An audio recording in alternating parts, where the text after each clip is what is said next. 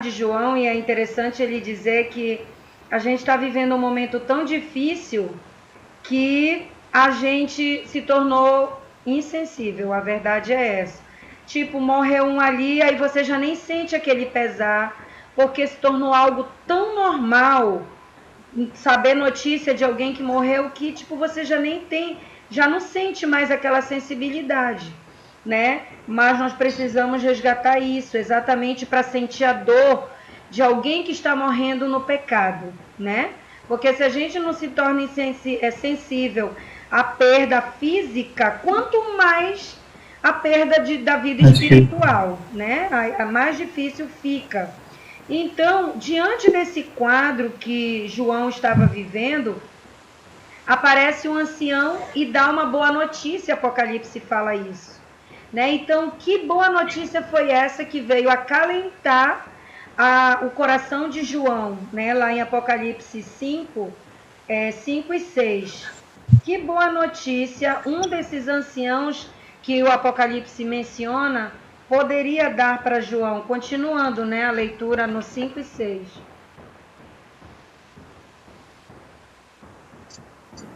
Depois do o capítulo 5 mesmo, né? Isso. Todavia, um dos anciãos me disse: não choreis, eis que o leão da tribo de Judá, a raiz de Davi, venceu para abrir o livro e os seus 7 selos. Então, vi no meio do trono e dos 4 7 viventes e entre os anciãos de pé um cordeiro, como tendo sido morto. Ele tinha 7 chifres, bem como 7 olhos, que são os 7 Espíritos de Deus enviados por toda a terra. Amém. Muito bem. Então, complementando a primeira parte, em que João está chorando, porque ele não vê ninguém com condições de resolver o problema da humanidade. No momento em que ele está chorando, o choro dele é interrompido, porque alguém fala assim, João, e aí ele presta atenção nisso, e esse alguém diz assim, João, foi encontrado alguém, nós temos uma pessoa, e João fica curioso para saber, e no verso 4, não precisa mais chorar, você não precisa mais prantear, porque o leão da tribo de Judá, ele venceu, e a vitória dele deu condições de abrir o livro. Você lembra, Ronizete, a quem é atribuído esse título? De o leão da tribo de Judá? Se refere a quem? Quem é esse personagem? O leão da tribo? O leão da tribo de Judá, que mais embaixo ele diz que é o cordeiro que foi morto. É o mesmo personagem. Se aplica a quem? Jesus? Essa pessoa é Jesus. Então, o ser divino que fala com João diz assim, João, ele, o leão da tribo de Judá, venceu. E a vitória dele dá a ele o direito de abrir o livro. Como eu falei anteriormente, geralmente uma pessoa era considerada digna e uma pessoa honrada quando ela vencia uma batalha. Então, imagina, por exemplo, um general que ia para uma guerra e voltava da batalha, ele era recebido com muita festa, com muitas homenagens, as pessoas faziam de um lado de outro da cidade para recebê-lo, o povo estava ali e eles saudavam e jogavam arroz para o ar ou algum tipo de outro elemento. Havia uma festa e um reconhecimento de que aquele guerreiro, ele era digno, e às vezes ele subia de posto, entendeu? Ele ganhava uma promoção. Essa linguagem que o Apocalipse usa, e o ancião que está no céu, esse ser divino que fala com João de João, Jesus venceu, e ele venceu aonde? Na cruz do Calvário foi a vitória dele, a morte dele representou a vitória, ele venceu, e portanto ele é digno de abrir os selos, e a história da humanidade não vai ter um final horrível, mas vai ter um final feliz. E agora João estava triste, ele fica feliz, porque foi achado no universo um ser capaz de abrir o selo. e de dar continuidade e um final feliz à história da humanidade. Maravilha. Muito bem. Então, diante desse quadro, né, de esperança que foi dado a João, de que foi encontrado uma solução, foi encontrado alguém digno, só restava ele saber agora como isso aconteceria. Como era que o Cordeiro iria redimir essa humanidade perdida, de abrir esse selo, de fazer esse resgate. Então, continuando no Apocalipse 5, no verso 9, nós vamos ter como seria feito essa remissão. Veja aí pra gente, Ronizão.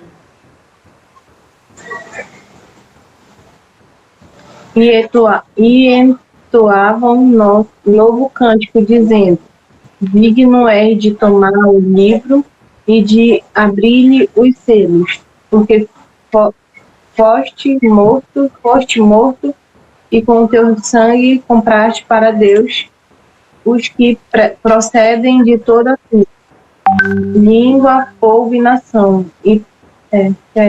Até logo. Muito bem, Ronizete. Então, de que maneira esse sacrifício de Jesus, ele nos redime? Porque João estava chorando, agora João fica feliz, mas por que a morte de Jesus e o sacrifício dele, que o torna digno, deixa João feliz? É porque é um significado muito importante em tudo isso. Nos tempos nos dias de hoje, vou dar um exemplo atual, nos dias de hoje, vamos imaginar que você está devendo uma conta. Você fez uma conta com um banco, certo? Você pegou um dinheiro emprestado do banco, daí você não conseguiu pagar, o período da pandemia complicou a vida de muita gente, você não conseguiu pagar, e o banco liga e você explica, mas não tem como pagar. O que acontece? O seu nome vai ser colocado no nome de credores do Serasa, daqueles que não puderam pagar. Mas ninguém vai prender você, certo? No Brasil ninguém é preso por dívida, é lei. Só que no passado, como era que funcionava? Se você devesse e não conseguisse pagar, essa dívida dava direito ao seu credor de ser o dono da sua vida. Não era nem de prender você. A sua vida tinha que pagar pela dívida. Então agora você se tornava escravo dele. E quantas pessoas, elas perdiam primeiro suas terras, suas casas, depois elas vendiam a si e aos seus filhos. E era todo mundo escravo. No conceito espiritual, foi isso que aconteceu com a gente. Nós pecamos, não tínhamos condições de pagar a dívida. E por que João fica tão feliz? Não é simplesmente porque alguém aparece e diz: eu posso ajudar. É porque o sacrifício que Jesus faz de redenção, ele nos tira da condição de escravos do pecado e agora nos coloca na condição de livre. É como se ele chegasse diante do Serasa e dissesse: quanto é o débito? É muito alto. O senhor quer dividir? Podemos dividir para facilitar para o senhor. Falar: não, eu vou pagar de uma vez só. E aí ele paga e limpa o nosso nome. Então, no aspecto espiritual, isso é algo fantástico, muito importante. É por isso que João fica muito feliz. Então, essa redenção, ela acontece nesse contexto, em que o Cordeiro paga a nossa dívida. Mas ele não só paga a nossa dívida, ele paga a nossa dívida se endividando. Porque uma coisa é alguém que tem muito dinheiro pagar a sua dívida, isso não faz muita diferença para ele. Ele tem 100 milhões, ele paga 10 mil reais, não é muita coisa para ele. Outra coisa é ele ter 100 milhões, ele pegar os 100 milhões e pagar a sua dívida e ficar com nada. No caso de Jesus foi assim, ele entregou a vida dele no lugar da nossa. Então ele pagou um alto preço, altíssimo, para que tivéssemos a redenção. Por isso que essa é uma boa notícia. Mas eu pergunto para você, quando a gente olha, por exemplo, para o cenário mundial hoje, será que as pessoas estão se importando com essa notícia? Vamos pegar um exemplo da Páscoa, por exemplo, que poderia, estou repetindo, que poderia ser um momento em que as pessoas vão comemorar a redenção, que Cristo morreu, mas elas estão pensando no coelho, elas estão pensando no presente, menos em Jesus. Então, João se alegrou muito com essa notícia, que serve como exemplo para a gente se alegrar, pensar nisso cada manhã que a gente acorda e diz assim: obrigado, Senhor, porque o Cordeiro morreu, porque o Senhor abriu o selo. Então isso é motivo de alegria diariamente para a nossa vida. Pois é, e é Maravilha, verdade. né? E o mais interessante é, Jesus, o Cordeiro, paga esse preço altíssimo, entrega sua própria vida por nossos pecados. Mas será que eu tenho noção do que é pecado? Será que eu sei exatamente o que é dentro da Bíblia considerado pecado? E a Bíblia nos responde, né? O próprio livro do Apocalipse nos traz essa revelação, né? Na verdade, Apocalipse não, mas o próprio João, através das suas cartas lá, em 1 João 3,4, ele vem nos mostrar o que é esse pecado que Jesus teve que vir pagar, teve que vir morrer por nós, né? Então vamos lá, voltando algumas páginas, Joanizeli. São cartas pequenas, são 3 cartas e essa é a primeira carta que João escreve, no capítulo 3 e no versículo 4, que nós vamos entender.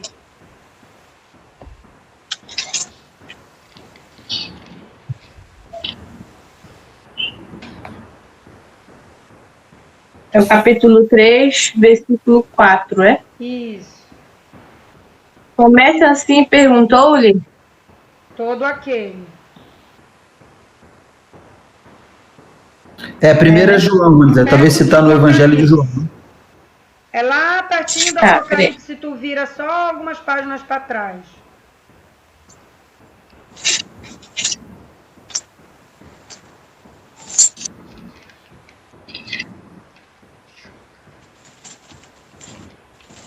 Ah, tá.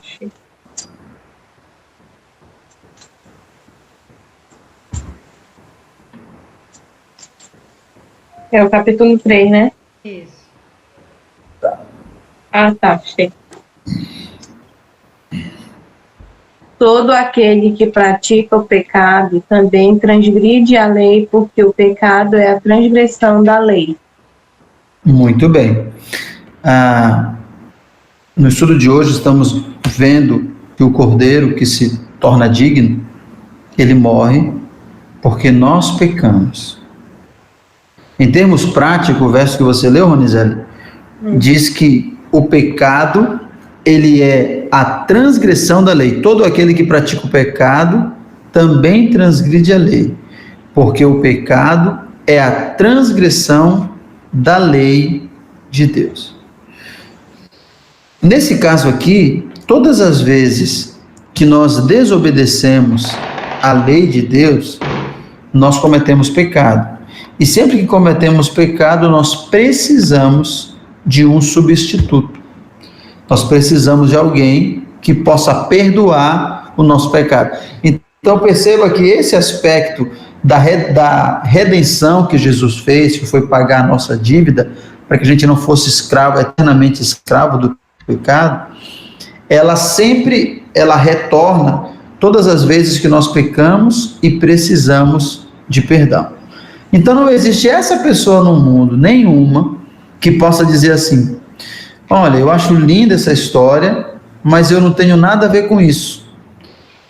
Eu não preciso, eu não estou pedindo perdão, eu não quero, ninguém se importando comigo. Mesmo essas pessoas, Ronizeli, e talvez você conheça alguma delas, talvez você já ouviu alguma delas ou até convive com alguma delas, são pessoas que dizem assim: eu não estou nem aí para isso, eu não pedi para ser perdoado, eu nem preciso ser perdoado, eu não quero saber disso. Tem pessoas que são assim, que elas pensam dessa maneira, mas mesmo estas pessoas, para elas também está disponível a possibilidade do perdão e a redenção dos seus pecados. Então essas pessoas, e nós também, sempre que nós quebramos algum mandamento da lei de Deus, que nós nos afastamos da sua vontade, nós cometemos pecado. Então pecado é o quebrantamento da lei de Deus, é aquilo que nossos filhos fazem, é aquilo que, no sentido de que eles aprontam coisas que não é para fazer. A gente fala: não faz isso, aí ele vai e faz. Aí você diz: eu falei para não fazer, tem uma consequência. Ele diz: não, mas me perdoa, não vou mais fazer, não quero disciplina, desculpa e tudo. Aí você perdoa. Da próxima vez ele faz de novo. Então isso que os nossos filhos fazem todos os dias, a gente também faz com Deus.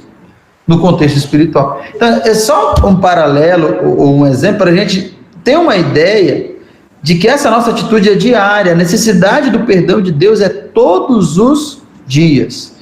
Então, o pecado mostra a maldade do nosso coração e nossas atitudes, mas o perdão de Deus mostra o outro lado, a sua graça, a sua misericórdia e o seu grande sacrifício. E é por isso que ele foi achado digno de abrir os selos.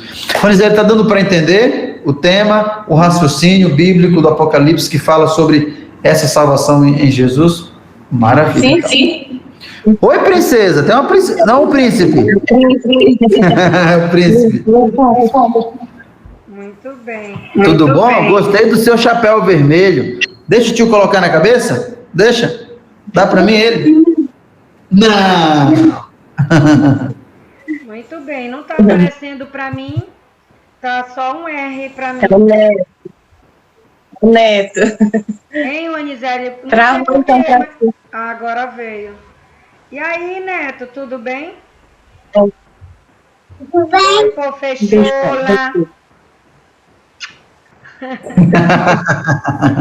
Muito bem. Perdi até o estalo aqui do assunto que nós estávamos falando, né? Sobre o Cordeiro e sobre nós reconhecermos que nós necessitamos e valorizarmos, né? Esse sacrifício que é dado a nós. E quando nós escolhemos aceitar, reconhecer que nós precisamos desse perdão diariamente, né? Confessar os nossos pecados diariamente, nós temos uma promessa, né? Para a nossa vida. E que promessa é essa que é nos feita se nós formos fiéis até o fim? Que promessa é essa, Ronizete? Você se arrisca a dizer? Ora, a minha mãe, os pais dizem assim para os seus filhos: olha, não é para fazer isso assim, assim, ou então faça assim, assim, dá as regrinhas. Aí, para dar um incentivo, a mãe diz assim: olha, se você fizer todas as regrinhas, cumprir tudo, aí você vai ganhar uma pontuação, um brinde, alguma coisa, ou a gente vai sair para tal lugar, enfim. Da mesma forma, Deus faz com seus filhos, que somos nós. Ele diz assim: olha, filho, se você for fiel até o fim, se você reconhecer que você precisa de mim, eu prometo te dar alguma coisa. O que ele nos promete com a nossa fidelidade? Apocalipse 2:10 traz essa resposta para a gente. Mas você já pode dar aí a sua ideia, Ronizete, para confirmar. Tinha saído, Noemi. Depois que, na hora que tu tava falando com o Neto, saiu aqui, eu pensei que tinha terminado, assim, aí eu entrei de novo. Ah, foi? Então você não ouviu o que eu falei anteriormente, né? Foi. Saiu na hora que você estava falando com o Neto. Ah, tá.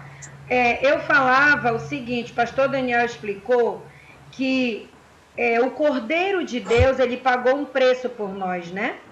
E aí ele pagou esse preço através do seu sangue e nós precisamos reconhecer que devemos ser gratos a ele por esse resgate, por esse preço que ele pagou todos os dias. Porém, alguns ignoram e dizem assim: eu não pedi para morrer por mim, eu não estou nem aí para isso, eu não quero saber e não me interessa. Só que ele faz uma promessa. Tá aí, Ronizete, ou saiu de novo? Tô aqui. Ele nos faz uma promessa. Ele diz que se nós formos fiéis até o fim, nós vamos ter uma grande recompensa. Assim como o filho que obedece todas as regrinhas que a mãe põe, e a mãe diz: olha, filho, se você fizer tudo direitinho, meu filho vai ganhar tal coisa, ou nós vamos sair para tal lugar, ou a mamãe vai fazer isso para você. E aí você faz ali um incentivo para o seu filho se manter firme ali naquela obediência. E Deus faz isso com a gente. Então, que promessa é essa que ele nos faz se nós formos fiéis até o fim, Ronizete? Apocalipse 2:10 nos traz essa resposta. Você tenta se arriscar e chutar aí o que você acha que seria?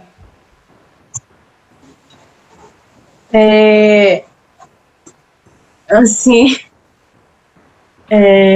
uma vida mesmo, bênção, né?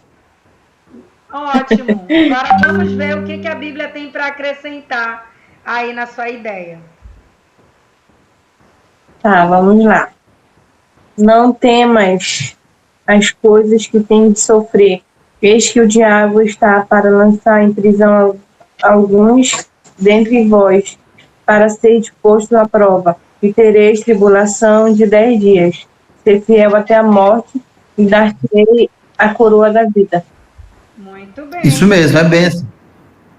É recompensa. Então perceba que viver de acordo com a vontade de Deus pode exigir renúncia.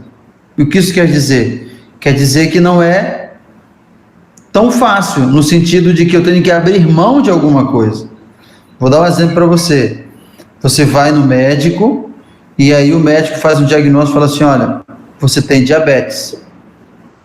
Você vai viver tranquilo daqui para frente, mas você vai precisar ter alguns cuidados a partir de agora.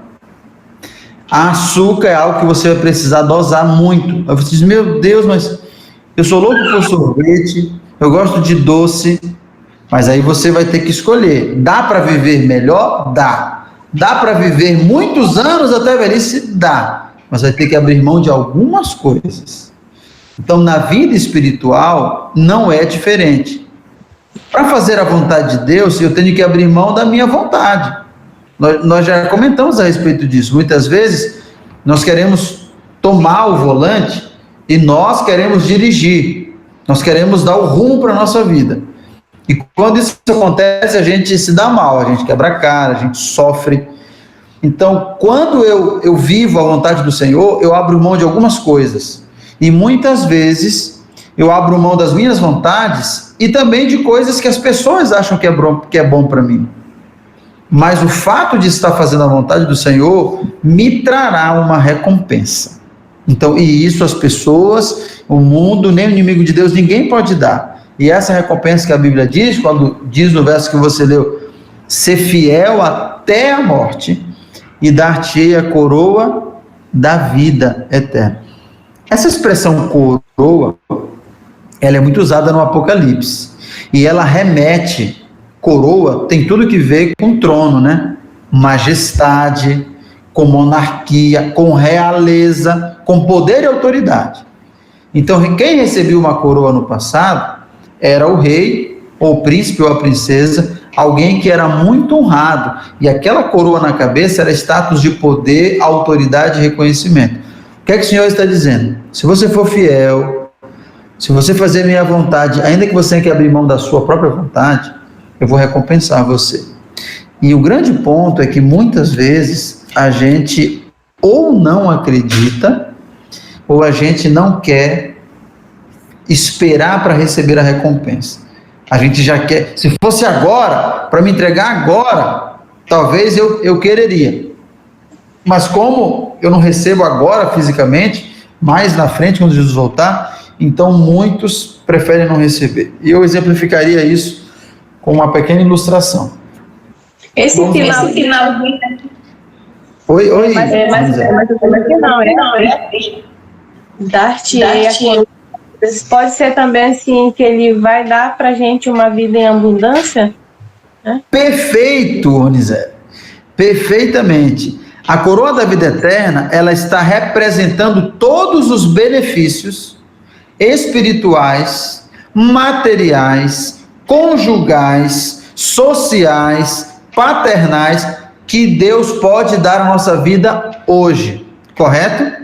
E também a vida eterna como resultado máximo. Mas muitas vezes nós preferimos aquilo que é provisório, aquilo que é momentâneo, do que aquilo que é eterno. E eu vou exemplificar isso com uma ilustração. Vamos imaginar que você chama o seu filho. É Neto que você chama para ele? Isso. Neto. Você chama o Neto e fala assim, Neto, mamãe tem aqui uma proposta para você. Ó, eu tenho aqui esse... O que ele gosta? Ele gosta de quê? Ele gosta de sorvete, de doce, de pirulito? De que ele gosta? Você assim, olha, eu tenho aqui esse sorvete para dar para você agora. É um sorvete. Ou amanhã eu te dou esses 5 sorvetes. O que você acha que ele vai escolher? Qual é o outro que eu não entendi? Aqui tem um sorvete que eu vou te dar agora, se você escolher. E aqui tem 5 sorvetes que eu vou te dar amanhã, mas eu vou dar só amanhã. Qual sorvete você acha que iria escolher? O de agora. No geral, as crianças vão querer esse, igual a gente faz. Você quer R$10 agora ou quer R$100 daqui a um ano? Ah, sei lá, você vai estar vivo, sei lá se eu quero agora. Então, nós seres humanos somos muito momentâneos. E esse tipo de percepção, muitas vezes, não nos faz receber os benefícios espirituais que Deus quer nos conceder. Ele nos abençoa agora, mas o principal está por vir. E nós temos que viver pela fé, esperando a cada dia, obedecendo à vontade dele, porque lá no fim de tudo, ele diz que nós vamos receber a vida eterna e não tem melhor recompensa que essa. Por isso temos que ser fiéis e todos os dias, né? Todos os dias. Pastor, e falar em fidelidade, né? E falar sobre o que é pecado, como foi falado antes, é deixar de obedecer à lei de Deus. Então, o que exatamente nós precisamos fazer para nós sermos salvos? Né? Lá no livro de Atos... Boa pergunta. A Ronizete vai responder essa aí. O que precisamos fazer, Ronizete? A Ronizete já sabe de quase tudo aí, ó.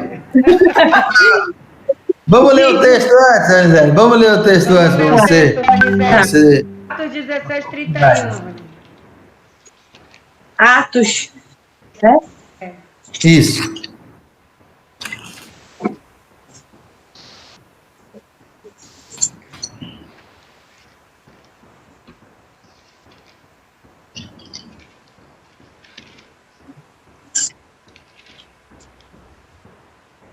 Qual é o capítulo? 16, verso 31. 16? Isso.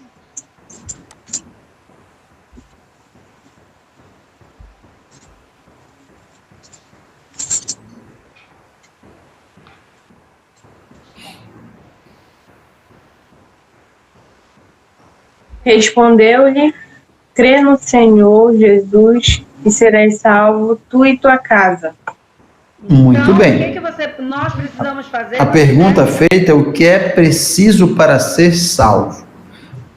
Podemos resumir em uma palavra: crer. É preciso crer. Agora, essa palavrinha pequena, mas que resume tudo, crer em Jesus, ela muitas vezes é entendida de maneira parcial. Por exemplo, alguns acreditam que crer é simplesmente acreditar que algo existe. Vou dar um exemplo para você. Considere comigo. Vou pegar, faz de conta. Isso aqui é um remédio, certo? Um remédio. Você está doente? Um remédio.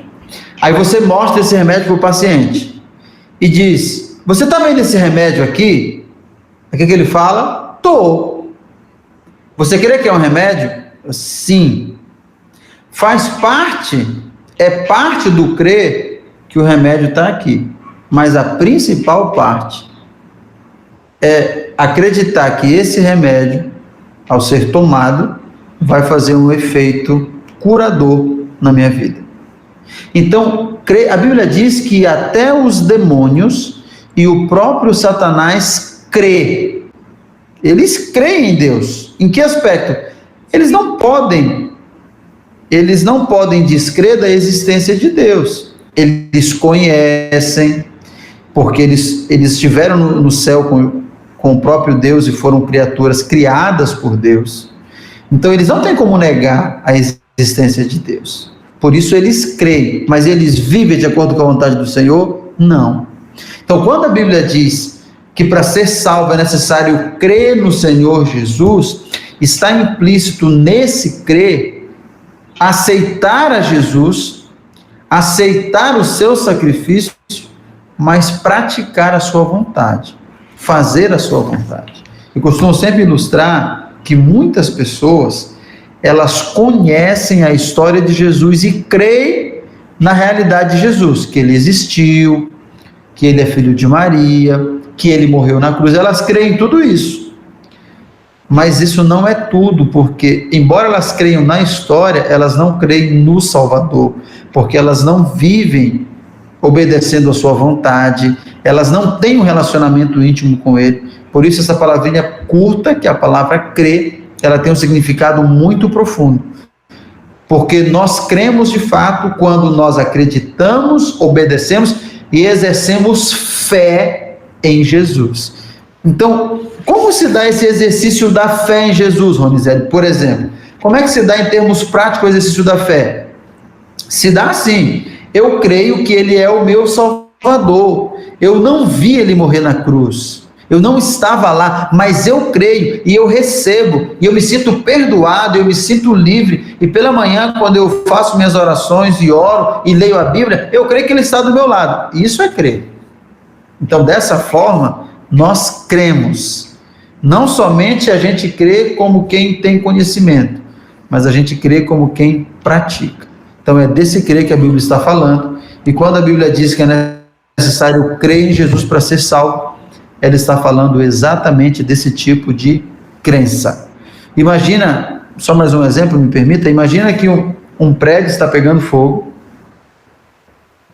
e o corpo de bombeiros coloca uma escada bem alta, e lá no quarto andar tem alguém que está precisando de resgate. É parte do crer saber que o bombeiro está ali, ele está vendo, né? Ele está observando. É parte do crer saber que o bombeiro está ali. Mas a outra parte essencial do crer não é só saber que o bombeiro está ali, mas é pular para que o bombeiro desça você na escada. Então, com Jesus é dessa maneira. Não basta crer na história dele. Nós temos que crer nele e exercer fé nele todos os dias. E o ato de nós crermos, né? Quando eu creio que ele existe, eu creio que ele morreu por mim, eu creio que ele pagou o preço por mim, eu creio nessa salvação, e junto com isso vem eu crer que ele é capaz de perdoar os meus pecados, né? E agora sim, como é, né, para que eu entenda de que forma é feito esse cancelamento dos meus pecados? De que maneira ele cancela para que eu me sinta tranquilo, para que eu fique em paz, para que eu me sinta seguro de que ele cancelou aquilo que eu fiz de errado, o tempo que eu passei abandonando ele, o tempo que eu passei rejeitando. Como é? De que forma que eu vou ter certeza de que os meus pecados foram cancelados? Lá em Atos 3:19, nós vamos encontrar essa resposta.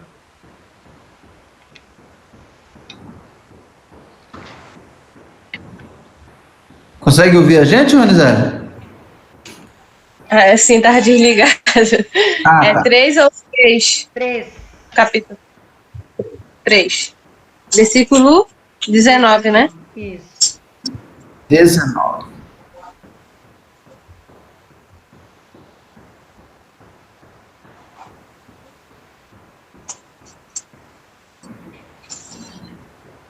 Arrependei-vos, pois, e convertei-vos para serem cancelados os vossos pecados. Muito bem. Muito bem. A pergunta é: de que maneira os nossos pecados são cancelados? De que forma prática a Bíblia apresenta o cancelamento desses pecados? Ronizete, tem uma perguntinha para você quando você voltar aqui. Perguntinha dos universitários. No verso que você leu, Ronizete, tem duas palavras especiais que dizem assim, arrependei-vos e convertei-vos, certo? Uhum. O que você entende, Ronizete, por arrependei-vos ou por arrependimento? O que seria o arrependimento de acordo com a Bíblia?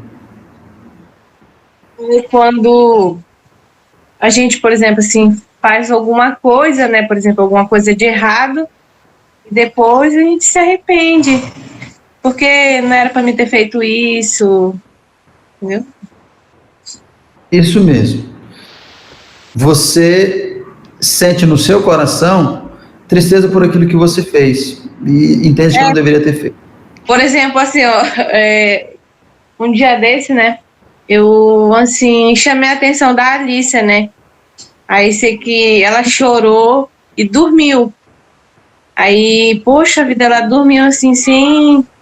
Ela dormiu assim, chateadinha, né?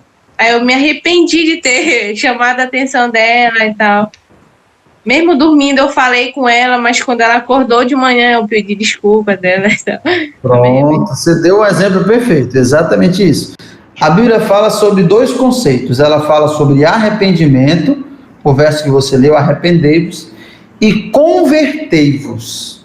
Essa palavra convertei-vos vem da palavra conversão, né? Conversão, convertei-vos. O que você entende, Ronizeli? É por conversão ou convertei-vos? O que quer dizer? Você já falou do arrependimento, perfeito. E sobre a conversão ou convertei-vos? Porque a Bíblia diz assim, ó, arrependei-vos e convertei-vos para serem cancelados os vossos pecados. O que é esse aspecto da conversão? O que você entende? Se você ouvir essa palavra assim, conversão, convertei-vos, o que você entende sobre isso? A professora Noemi quer fazer um adendo.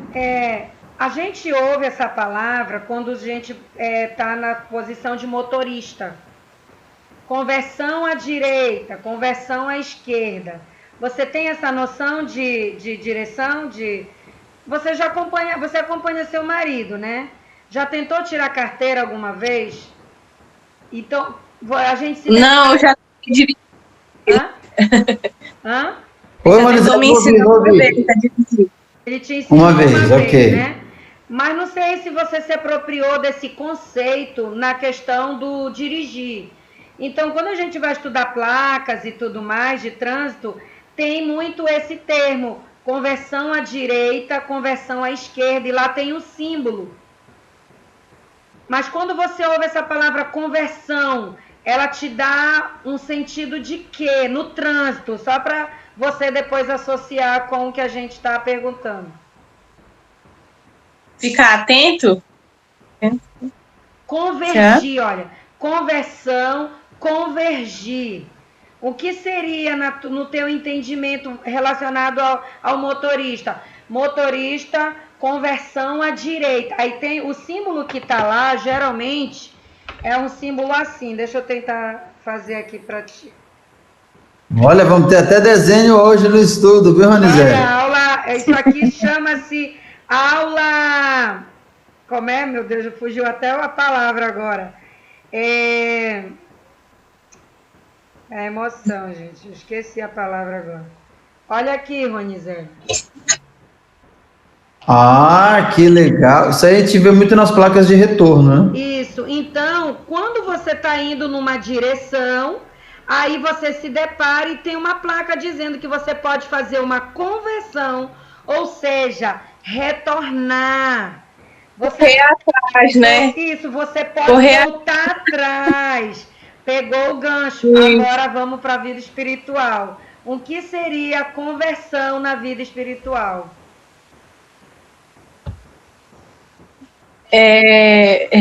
Pensar, né? Eu acho assim, repensar o que foi que eu fiz de errado, né? E tentar consertar. É um conceito parecido com o que você mencionou do arrependimento. Só que poderíamos dizer assim, ó, o arrependimento é o sentimento no meu coração, é um fator interno, certo? É um fator interno. Eu sinto, não deveria ter feito isso.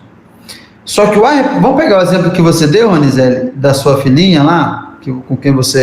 Foi com a sua filha que você falou? Do exemplo que você foi, né? Vamos pegar esse exemplo. Você falou, pensou, puxa, se arrependeu. Não deveria ter feito. Aonde entra a conversão aí? Aí você mudou a atitude. Então vamos dizer que você estava indo nessa linha aqui, ó, para frente. Aí você parou e disse, eita, não deveria ter feito isso. Aqui é o arrependimento, você parou, né? Aí você converteu, você voltou e você tomou uma outra atitude. Então, na vida espiritual, o que é a conversão? É a mudança de sentido, mudança de rumo. Eu estou indo para uma direção aqui, ó. Vou dar um exemplo. Sem Deus. Estou indo nesse caminho. Sem Deus. Deus está para cá. Eu estou indo para cá. Vida louca e tal. Sem Deus. Não quero saber de nada. Aí eu me encontro com o Senhor, aceito a Jesus, creio na sua palavra, e aí eu me converto. E essa conversão me faz mudar o sentido da minha rota. Aí agora eu vou para o outro sentido. Então, quando a Bíblia diz que para ser salvo é necessário arrepender-se e converter-se, ela está dizendo de um processo, primeiro, de reconhecimento do meu erro. Eu preciso reconhecer. Sem reconhecer que eu estou doente, eu não vou tomar o remédio. E o segundo, é necessário uma mudança de vida. E isso quer dizer conversão. Então, a conversão pressupõe uma mudança de vida, de atitude, de modo, do jeito de falar, de agir. Isso é conversão, diz a Bíblia. Pastor muito bem, Daniel, bem legal a participação. E 1 João 1,9 vai complementar isso. 1 João 1,9 vai exatamente mostrar para a gente como é que nós vamos, além de confessar e de converter-nos, né?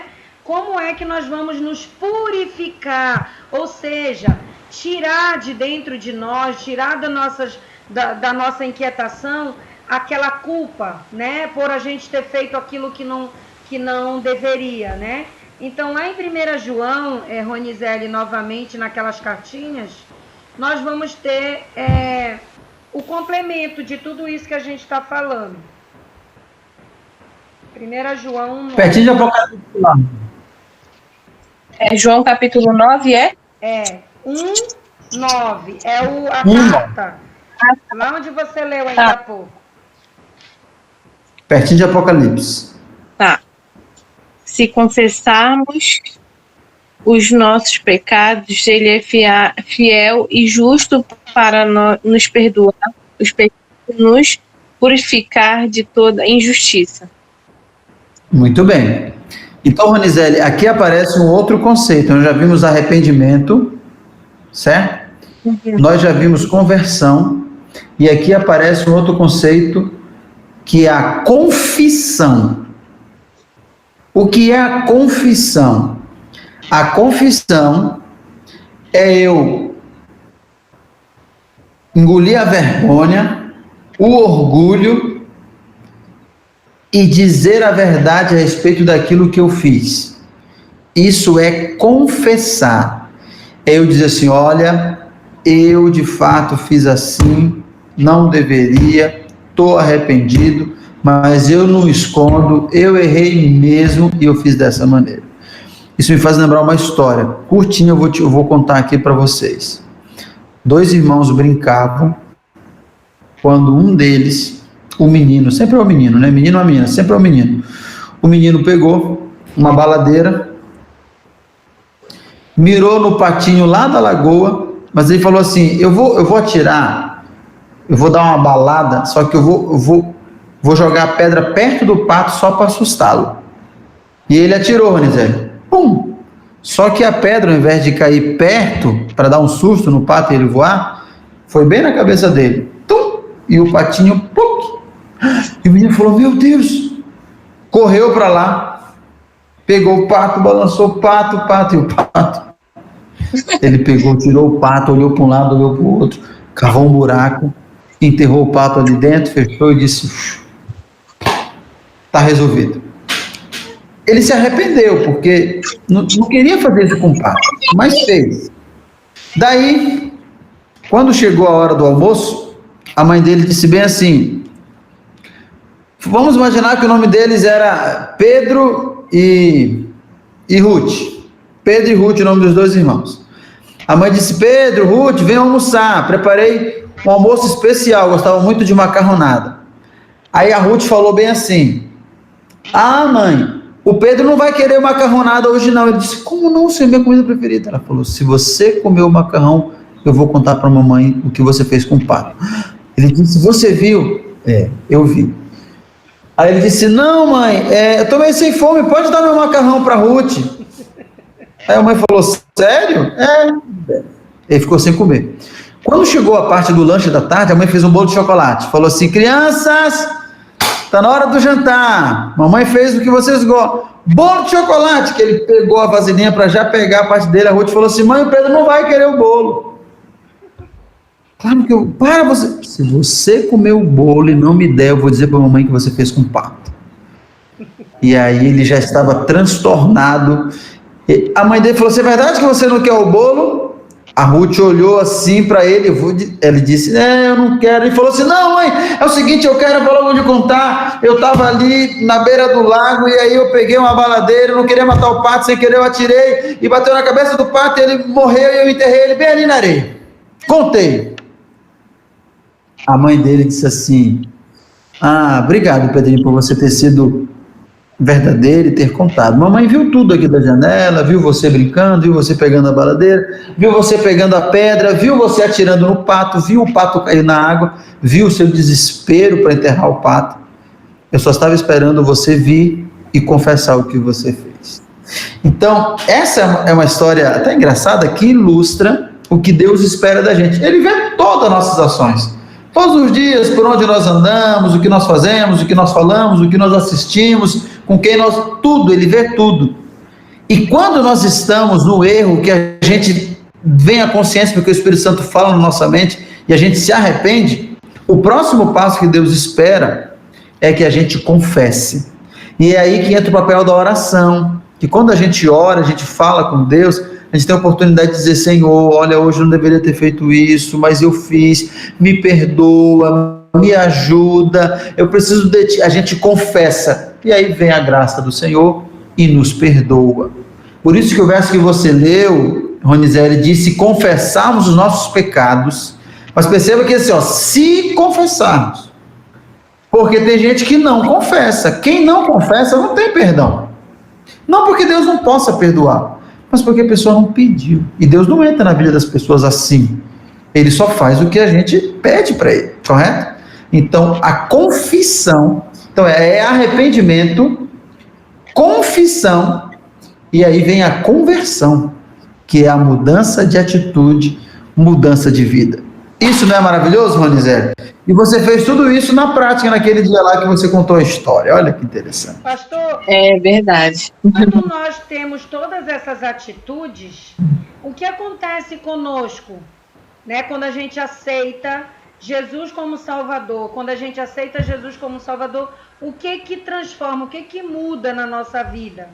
Lá em 2 Coríntios, nós vamos ter essa ampliação aí desse entendimento. Capítulo 5, Ronizete. 2 Coríntios 5.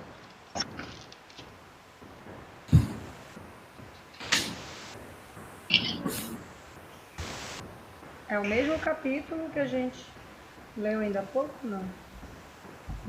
É o 2 Coríntios, capítulo 5. 17. Verso 17. 5:17. E assim, se alguém está em Cristo, é nova criatura. As coisas antigas já passaram, eis que se fizeram novas. Novas, muito Lá bem. em Apocalipse 22:17, nós vamos saber o que Jesus quer de nós hoje, quando nós aceitamos, e aí a gente já pode conversar sobre esses dois aspectos que um complementa o outro, né? Apocalipse 22:17.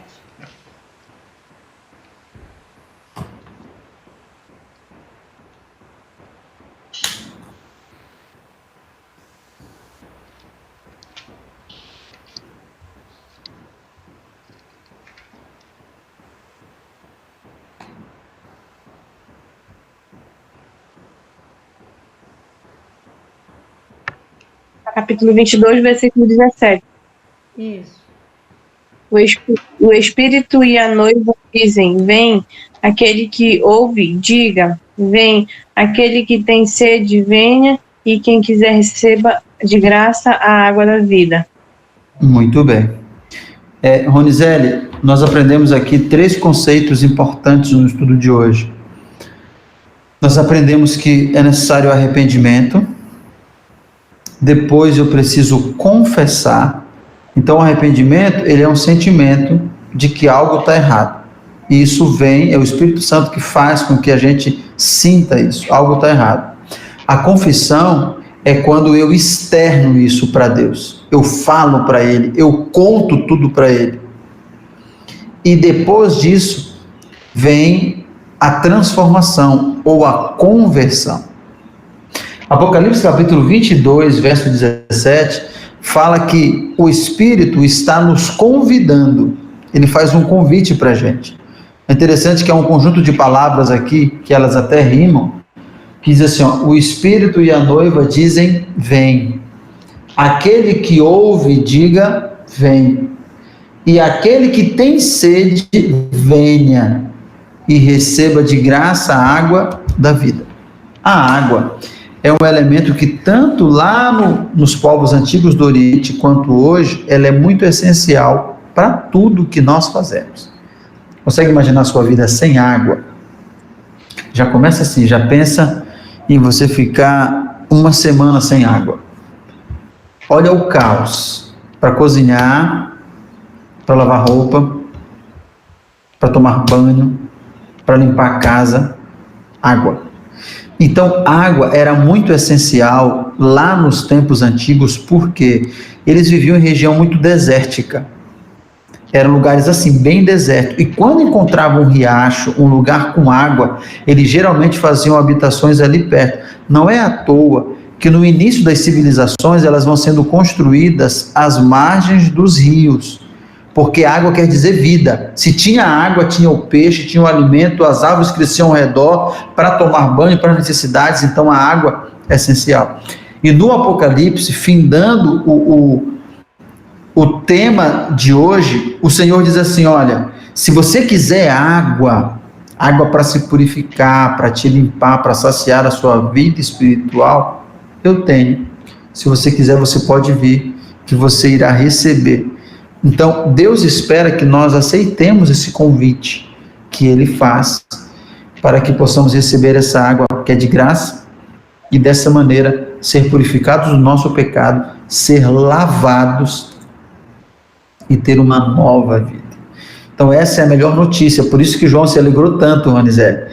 Ele estava triste porque ninguém se achava digno de abrir o selo, de resolver a história da humanidade, de colocar um ponto final na maldade, mas aí vem o Cordeiro, e o Cordeiro resolve, e por isso João ficou feliz. E assim como João, eu também fico feliz hoje, em saber que há solução para a minha vida, para a nossa vida, e essa solução se chama Jesus Cristo. É o nome do remédio, e nós precisamos apenas aceitar, arrepender, confessar, e Ele vai mudar a nossa vida.